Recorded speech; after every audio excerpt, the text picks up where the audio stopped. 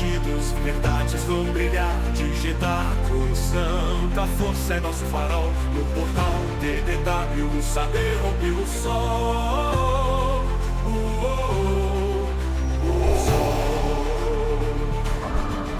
Na trilha dos rios antigos seguimos com paixão, resgatando a história da galáxia em expansão. Com sabres, códigos e voz, nossa missão é lutar contra a névoa do esquecimento, vamos iluminar.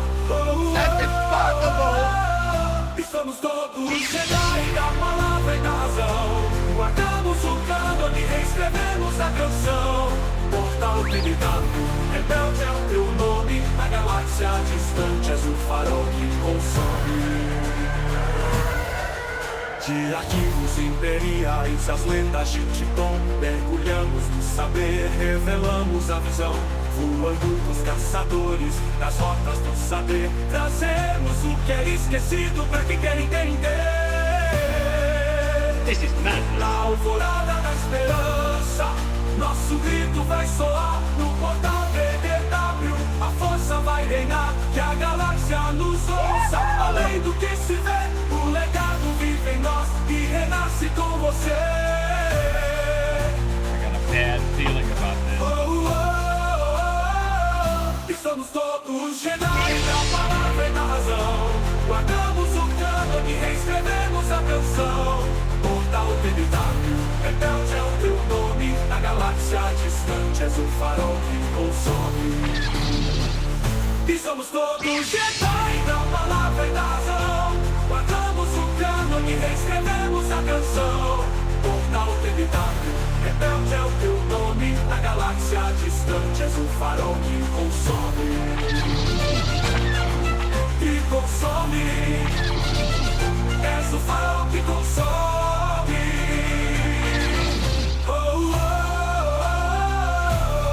This is the way. Aliada minha é a força. E poderosa aliada ela é. Olá, bem-vindos a mais essa conversa aqui do portal TW. E hoje a gente vai investigar um caminho bem inesperado e até um pouco sombrio, eu diria, na galáxia de Star Wars. O que aconteceu com Jar Jar Binks depois que a República caiu. Para essa exploração, a gente está se baseando em um material aqui mesmo do portal TW, especificamente o artigo Jar Jar Binks, o fantasma cômico da queda da República. É bom lembrar rapidinho quem é o Jar Jar, né? Aquele Gungan de Naboo, lá de A Ameaça Fantasma. Ele foi pensado para ser o alívio cômico, mas, olha, desde o começo ele dividiu opiniões de um jeito intenso. Gerou muita discussão mesmo. Exatamente. E a nossa ideia aqui é ir um pouco além dessa imagem, né? Daquela figura meio atrapalhada, às vezes até irritante para alguns. A gente quer investigar o destino dele depois de um momento chave, que foi, assim, decisivo para a trajetória dele. Aquela proposta que ele fez no Senado Galáctico para dar poderes emergenciais para o Palpatine. Ah, sim. Aquele momento. Pois é. Vamos ver o que o cânone oficial conta sobre os anos seguintes dele e tentar entender por que esse personagem que muitos viam como secundário carrega um simbolismo tão forte, né?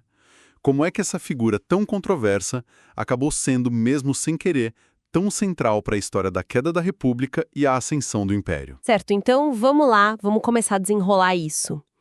O ponto de virada foi mesmo essa moção no Senado. Pelo que a gente vê nos filmes, a intenção do Jar Jar parecia genuína, né? Ele meio que foi convencido de que dar mais poder para o Palpatine era o único jeito de salvar a República da crise separatista. Ele fez pensando em ajudar a Padmé, o povo dele. Uma ingenuidade, né? Total. Uma ingenuidade que, bom, teve consequências desastrosas. E o fascinante aqui é a rapidez com que a imagem dele desmoronou depois disso. A repercussão foi, assim, imediata e brutal para a reputação dele. Ele deixou de ser só o Gungan engraçadinho e atrapalhado para ser visto por muitos como, tipo, a personificação da ingenuidade perigosa. Um peão manipulado que basicamente abriu a porta para a tirania. Nossa. E com o Império se consolidando, ele virou um bode expiatório muito conveniente, sabe? Tanto para políticos quanto para uma parte do povo. Ele foi responsabilizado diretamente pelo desastre que aconteceu na galáxia. Quer dizer, Ele virou o rosto da falha política que permitiu tudo aquilo. O símbolo do erro. Em grande parte, sim. Associaram a figura dele ao erro crasso que levou ao fim da democracia. E olha, as consequências práticas foram bem severas para ele. Qualquer restinho de influência, de respeito que ele pudesse ter, evaporou. Sumiu. Imagino. No Senado Imperial, que já era só uma fachada para o controle do Palpatine, ele não tinha mais espaço nenhum. Foi totalmente marginalizado, desacreditado. O material do TDW até sugere que rolou um esforço, talvez não oficial, mas bem perceptível, para diminuir a importância histórica dele, sabe? Registros ignorados, convenientemente esquecidos. Uma tentativa de apagar a mancha que ele representava, né? Exato. Tentar varrer para debaixo do tapete. E essa sensação de apagamento parece que se reflete até nos filmes, né? Porque depois daquela aparição rápida, quase como um fantasma silencioso no funeral da Padmé em A Vingança dos Sith, ele some da história principal. Desaparece. Esse sumiço sempre pareceu meio abrupto. Muito abrupto. O artigo do TW levanta uma possibilidade interessante. Talvez o George Lucas tenha feito isso de propósito mesmo, deixando um vácuo para que o cânone futuro pudesse preencher. Aí que a história fica interessante de verdade. E foi exatamente isso que aconteceu. O cânone oficial que veio depois que a Disney comprou a Lucasfilm trouxe uma resposta definitiva e, olha, bem impactante. No livro Aftermath, Fim do Império, do Chuck Wendig, ali a gente descobre que o Jar Jar sobreviveu àqueles anos sombrios do Império e voltou para Naboo, para o planeta natal dele, para captar o Teed. Ah, ele voltou para casa, mas imagino que a recepção não deve ter sido das melhores, né? Considerando o que ele representava para muita gente. Longe disso. A vida em Teed se tornou um tipo de exílio dentro da própria casa. O livro descreve como a população adulta de Naboo tratava ele com um desprezo aberto, sabe? Ele era constantemente lembrado do papel dele na ascensão do Império, visto como um traidor involuntário, uma vergonha para o planeta que um dia nomeou ele representante. Que triste isso. Muito. Isolado, sem amigos entre os adultos, ele acabou encontrando um refúgio muito inesperado. Ele virou um palhaço de rua. Um palhaço de rua, o Jar Jar Binks, ex-senador, virou artista de rua. Sério. Precisamente. É isso que o livro conta. Ele passava os dias em praças públicas fazendo palhaçada, malabarismo, truques simples para divertir as crianças. Eram elas, as crianças, as únicas que interagiam com ele sem julgamento, que riam das brincadeiras dele. Elas viam só o Gunga engraçado, não o símbolo da tragédia política. Nossa. Isso é realmente pesado. Muito melancólico. Demais.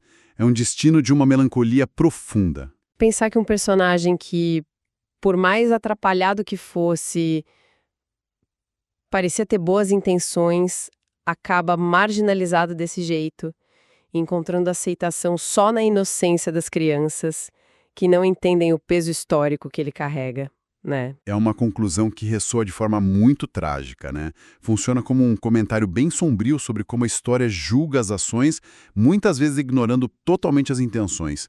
A ingenuidade dele, que era a marca registrada, virou a ferramenta da própria ruína e do ostracismo. É um retrato da crueldade com que as consequências podem esmagar uma pessoa, independente dos motivos originais. E essa abordagem do cânone novo contrasta bastante com o que tinha antes, né? No universo Legends, o antigo cânone expandido. Nossa, totalmente. O artigo do TW menciona bem essa diferença.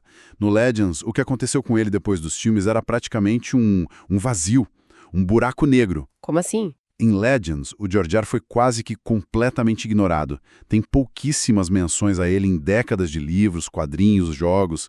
Parecia que tinha uma relutância em lidar com o personagem, sabe? Por quê?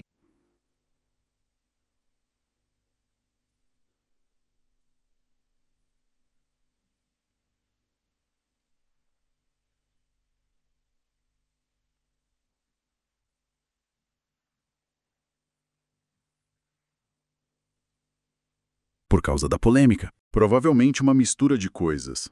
A dificuldade de encaixar um personagem tão ligado às prequels, nas histórias focadas na trilogia original, e talvez sim uma decisão editorial para não reacender a polêmica que ele sempre causou, principalmente entre os fãs mais antigos. O resultado foi esse quase apagamento histórico. As raras sugestões indicavam um retorno discreto para Naboo, vivendo recluso, mas sem detalhe nenhum, sem impacto. É curioso como esse silêncio todo, essa tentativa de fingir que ele quase não existiu no Legends, talvez tenha tido um efeito contrário, não acha? A falta de uma história concreta só alimentou mais especulação, manteve o mistério vivo. Com certeza. Esse vácuo narrativo no Legends provavelmente contribuiu para a necessidade de uma resposta mais definitiva, mais significativa, quando o novo cânone surgiu. Era uma ponta solta que muita gente queria ver amarrada. E essa persistência do Jar Jar na cabeça das pessoas, mesmo quando ignorado oficialmente, talvez explique em parte o surgimento de uma das teorias de fã mais famosas e, vamos dizer, bizarras de Star Wars. Ah, sim, tinha que chegar nela. Teoria Darth Jar Jar. Cara, eu lembro do burburinho disso. Exato. O que é maluco nessa teoria é como ela inverte completamente a percepção inicial do personagem. A ideia central é muito ousada. E se o Jar Jar Binks não fosse um Gungan bobo e ingênuo, mas sim um Lord Sith super habilidoso e manipulador, agindo nas sombras do tempo todo? Talvez até sendo o verdadeiro mestre por trás do Palpatine. É uma ideia que parece absurda de primeira, né? Mas que ganhou uma força surpreendente na internet. Quais são as evidências que os defensores usam? Bom, quem defende essa teoria, que começou a bombar em fóruns tipo Reddit lá por 2015, aponta várias coisas nos filmes. Aquela agilidade, aquela sorte quase sobrenatural na Batalha de Naboo, sabe? Certos gestos de mão que eles interpretam como controle mental sutil pela força. E, claro, o argumento principal. O fato de ter sido ele, Jar Jar, a propor os poderes emergenciais para o Palpatine. Teria sido tudo calculado. Alguns até analisam o jeito que ele mexe a boca enquanto os outros falam, sugerindo algum tipo de manipulação Jedi ou Sith. É uma análise bem detalhada que a galera faz. E o próprio ator, o Ahmed Best, ele chegou a comentar sobre isso, né? Sim, o Amit Best falou em entrevistas que existiram de fato discussões lá no começo sobre dar para o Jar Jar um arco mais sombrio, mais complexo. Mas que essa ideia foi abandonada por causa da reação extremamente negativa do público logo depois do lançamento de Ameaça Fantasma. Ah, então teve um fundo de verdade nisso. Teve uma fagulha, pelo menos na intenção inicial, parece. Mas assim, a teoria Darth Jar Jar, como ela é conhecida, não é canônica. Só que ela continua sendo um tópico de debate super divertido e até fervoroso entre os fãs. Ela nos força a questionar nossas primeiras impressões, né? Levanta umas questões interessantes sobre aparência versus realidade e como a manipulação pode se esconder atrás da fachada mais inesperada. É quase um exercício de reinterpretação radical. E essa reinterpretação fica ainda mais interessante quando a gente lembra da recepção inicial que o personagem teve. Em 99 foi uma chuva de críticas, chamaram ele de infantil, irritante, e teve aquelas acusações sérias de que ele seria baseado em estereótipos raciais problemáticos.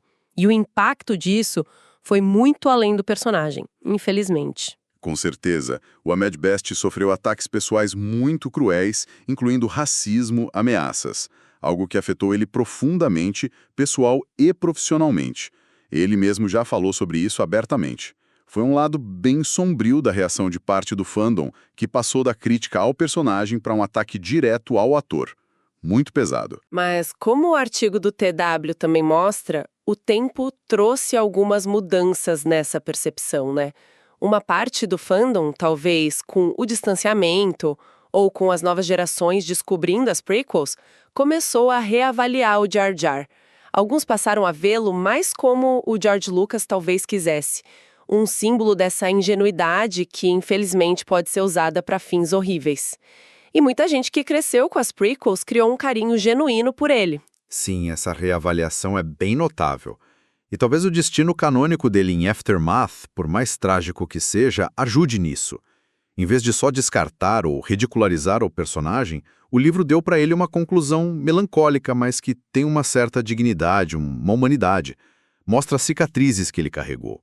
Não é uma redenção clássica, mas é um reconhecimento da complexidade da situação dele. E nesse contexto todo, a recente volta por cima do Ahmed Best dentro do universo Star Wars, interpretando o Jedi Kelleran Beak em The Mandalorian e Obi-Wan Kenobi, parece ter um significado especial, né? Quase como um pedido de desculpa simbólico, um reconhecimento do talento dele, separado daquela polêmica toda do Jar Jar. É uma leitura possível e faz muito sentido. Parece mesmo um esforço da Lucasfilm em reconhecer o que o Best passou e celebrar a contribuição dele de uma nova forma, dando um papel heróico, respeitado, e isso foi muito bem recebido pela maioria dos fãs. É um aceno para essa história complicada, tanto do personagem quanto do ator.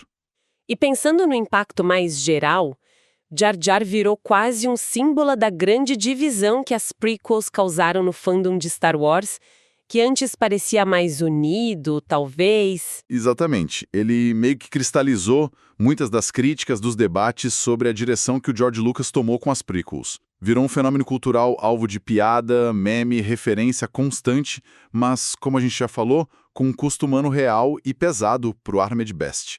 O destino deles no cânone, essa rejeição pelo próprio povo, de certa forma espelha a rejeição que ele sofreu no mundo real, por parte de muitos fãs. Mas, ao mesmo tempo, esse ostracismo, essa infâmia, paradoxalmente tornou ele inesquecível. Ele não é só uma nota de rodapé na história, ele é um ponto central de discussão até hoje. E do ponto de vista da história, da narrativa, apesar de tudo, o legado dele é inegável, né? Ele foi a ferramenta, a engrenagem, talvez ingênua, mas absolutamente crucial, que o Palpatine usou para dar aquele passo decisivo rumo ao poder total. Sem dúvida nenhuma. O ato dele no Senado é um dos pilares que sustentam a transição da República para o Império. Ele conecta as maquinações políticas das prequels com a tirania que a gente vê na trilogia original de um jeito muito direto e pessoal. Nesse sentido, o Jar Jar Binks vira um símbolo poderoso da fragilidade da democracia, de como sistemas políticos podem ser subvertidos por dentro, muitas vezes explorando a boa-fé ou a ingenuidade de alguns. Ele personifica aquela ideia de que o caminho para o inferno pode sim ser pavimentado com boas intenções. É interessante pensar nele junto com outras figuras que o Palpatine manipulou, tipo Anakin ou Dooku. Mostra que o Palpatine não usava só poder bruto ou ambição. Ele também se alimentava da inocência, da confiança mal colocada. Exatamente. O Palpatine era um mestre em identificar e explorar as fraquezas de todo mundo ao redor dele. Fossem elas o medo, o orgulho, ou, no caso do Jar Jar Binks, uma confiança talvez excessiva e uma dificuldade em perceber segundas intenções. Cada um foi uma peça no tabuleiro dele, usada e descartada conforme a necessidade. E o Jar Jar, nesse sistema todo, representa aquela peça que parece insignificante, mas cujo movimento acaba decidindo o jogo. Então, fazendo um balanço dessa trajetória toda, Jar Jar Binks começa como uma tentativa de alívio cômico, tropeça num papel decisivo na maior virada política da galáxia e termina os dias como um pária melancólico, encontrando consolo só com crianças no planeta natal. O artigo do portal TDW realmente acerta ao dizer que ele talvez seja mais interessante e complexo depois do tempo dele nos holofotes. Essa história posterior adiciona umas camadas que, olha, ninguém imaginaria lá em 1999. Concorda totalmente. Essa jornada pós-república transforma o personagem. Ele deixa de ser só o Gungan atrapalhado para virar uma metáfora viva sobre essa diferença enorme entre intenção e consequência, sabe? Sobre os perigos da manipulação política e sobre como a história pode ser profundamente injusta na hora de distribuir culpas. E esse fim dele como palhaço de rua tem uma ressonância poética e muito triste. A pureza das intenções dele, ou o que sobrou dela, sendo reconhecida só por quem ainda não foi contaminado pelo cinismo do mundo adulto, pelos jogos de poder. Ele vira, de fato, esse fantasma da República caída, um lembrete constante e meio incômodo das complexidades e das tragédias que podem se esconder por trás dos grandes eventos históricos. E essa história toda deixa a gente com uma questão para pensar. Algo que vai além da própria saga Star Wars, né? Refletindo sobre o destino do Jar Jar Binks, fica a pergunta: Quantas vezes a história ou nós mesmos acaba julgando uma pessoa ou um ato muito mais pelo resultado final, principalmente se for ruim, do que pela intenção original, que talvez fosse até boa? E quão fina e perigosa pode ser a linha que separa a simples ingenuidade de se tornar, sem querer, uma ferramenta para agendas ocultas e destrutivas? É algo para se pensar. Bom, se você que está ouvindo quer se aprofundar ainda mais nessa discussão, ler os detalhes do artigo Jar Jar Binks, o fantasma cômico da queda da República, e descobrir outras análises sobre o universo Star Wars, a dica é acessar o portal TDW. TDW. E claro, sigam o portal TDW nas redes sociais para continuar esse papo e não perder nenhuma novidade sobre essa galáxia muito, muito distante. Vale muito a pena conferir. Muito a pena